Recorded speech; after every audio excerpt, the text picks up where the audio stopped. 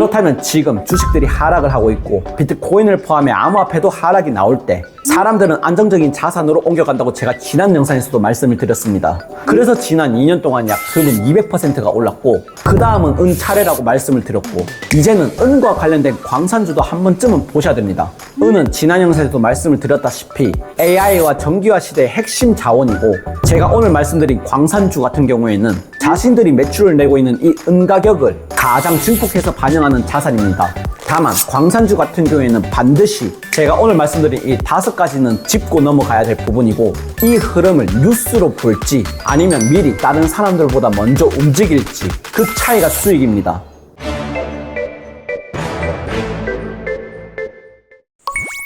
네, 헌터 가족분들 반갑습니다. 제가 지난 영상에 은에 관련해서 말씀을 드렸었죠. 그리고 지난 2년간 금이 약 200%가 오르고 난 뒤 금에 몰렸었던 돈들은 이제는 은으로 이동을 하고 그 다음은 은과 관련된 광산주가 떠오른다고 말씀을 드렸습니다. 왜 은 가격 다음은 광산주냐? 이유는 간단합니다. 은 가격이 오르면 은을 캐는 회사는 수익 구조가 더 크게 뜹니다. 왜냐? 광산 같은 경우에는 채굴 비용은 거의 고정이 되어 있는데 은 가격이 오르면 판매 가격도 오르게 되어 있죠. 그래서 은 가격이 움직일 때마다 광산 수익은 그 이상으로 커지게 되는 구조가 나오는 겁니다. 이걸 한마디로 보면 운영 레버리지라고 하는데 운영 레버리지로 수익 보신 종목들 많으시죠? 제가 예전에 여러분들에게 추천했었던 아이렌 주식 약 10달러에 추천을 해드렸습니다. 그런데 비트코인 가격이 오르니까 비트코인을 채굴하는 회사의 수익도 오르게 되어 있죠. 그래서 10달러에서 약 70달러까지 상승분이 나와주었습니다. 더군다나 우리나라 사람들이 가장 많이 사는 주식 엔비디아, 테슬라, 팔란티어 그리고 가장 많이 사는 종목인 비트마인 같은 경우에도 이더리움이 약 2배가 오를 때 이더리움을 가장 많이 홀딩하고 있는 회사 비트마인의 주가는 무려 33배가 올랐습니다.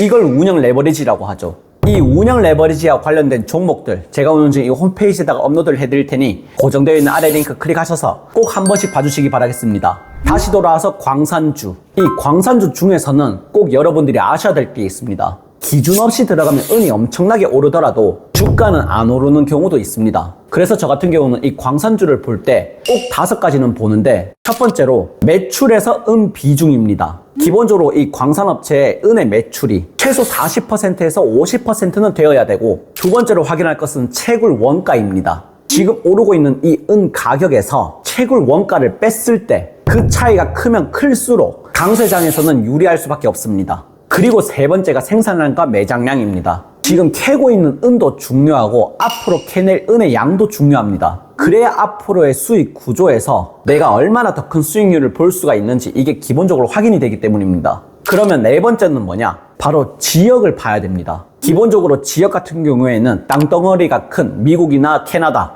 그리고 호주 같은 경우에는 굉장히 안정적이고 은이 많이 생산이 되는 멕시코나 남미 같은 경우에는 정치적 리스크가 있기 때문에 이 부분은 감안을 하시고 보셔야 된다는 겁니다. 왜냐하면 심심하면 폭동이 일어나고 범죄가 끊임없이 일어나는 나라들이기 때문에 여러분들이 종목을 고를 때 꼭 이 지역적 리스크는 확인을 하셔야 된다는 겁니다. 그리고 마지막으로 볼 게 뭐냐? 바로 차트입니다. 지금 은이 계속해서 오르고 있는데 이 은 가격보다 광산주가 먼저 움직일 때가 있습니다. 그런데 은은 신고가를 돌파를 했는데 광산주는 계속해서 제자리 걸음이다? 그러면 어느 정도 주목해 볼 필요가 있겠죠. 그리고 대표적으로 중요한 은 광산주들은 첫 번째로는 퍼스트 메제스틱 실버라는 게 있습니다. 이 종목 같은 경우에는 은 가격에 가장 민감하게 반응하는 종목입니다. 은 가격 레버리지에서는 가장 최강이라고 보시면 되고 팬 아메리칸 실버 같은 경우에는 굉장히 대형이면서 기관들이 주목을 하고 있습니다. 그리고 세 번째는 저도 보고 있는 종목 중에 하나긴 한데 헤크라 마이닝이라는 겁니다.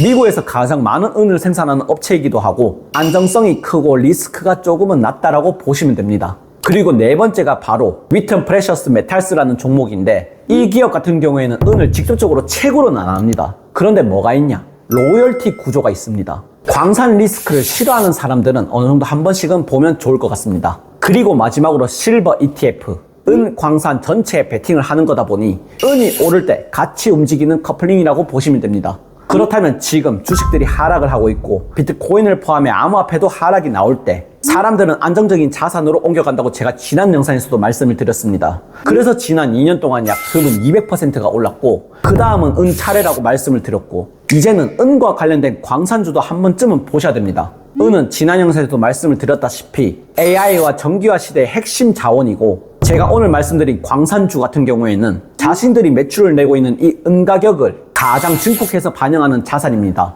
다만 광산주 같은 경우에는 반드시 제가 오늘 말씀드린 이 5가지는 짚고 넘어가야 될 부분이고, 이 흐름을 뉴스로 볼지 아니면 미리 다른 사람들보다 먼저 움직일지 그 차이가 수익입니다. 그래서 저도 은을 이렇게 10년째 모으고는 있지만 어떤 광산주에 관심을 가지고 있는지는 제가 오늘 중에 이 홈페이지에다가 업로드를 해드릴 테니 고정되어 있는 아래 링크 클릭하시고 꼭 한 번씩 확인해 주시기 바라겠습니다. 그럼 오늘도 부족한 헌터 영상 끝까지 시청해주신 우리 시청자분들께 너무나도 감사를 드리고, 저는 다음 영상에서 더 좋은 정보와 함께 우리 시청자분들을 찾아뵙도록 하겠습니다. 영상 시청해주셔서 감사드립니다.